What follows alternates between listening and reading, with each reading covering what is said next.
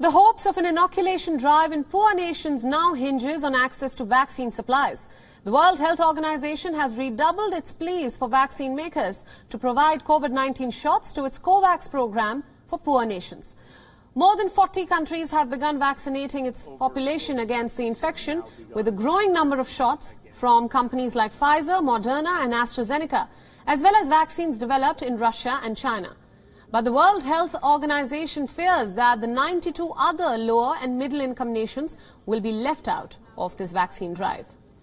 Over 40 countries have now begun vaccinating against COVID-19 using 5 different COVID vaccines. However, all of that vaccination, or virtually all of it, as the Director General has emphasized, were in the high-income and upper-middle-income countries so far.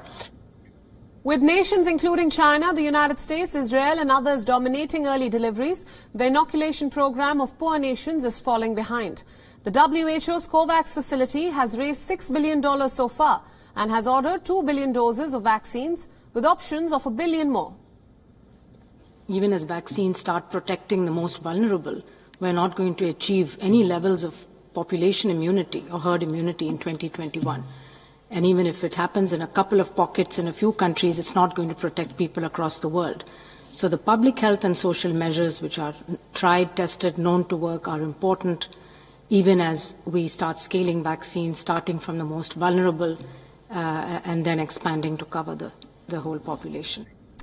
As a growing number of countries are now being pushed back in the vaccination queue, the concerns of new variants are rising in several countries as well. Over the weekend, WHO was notified by Japan about a new variant of the virus. The more the virus spreads, the higher the chance of new changes to the virus.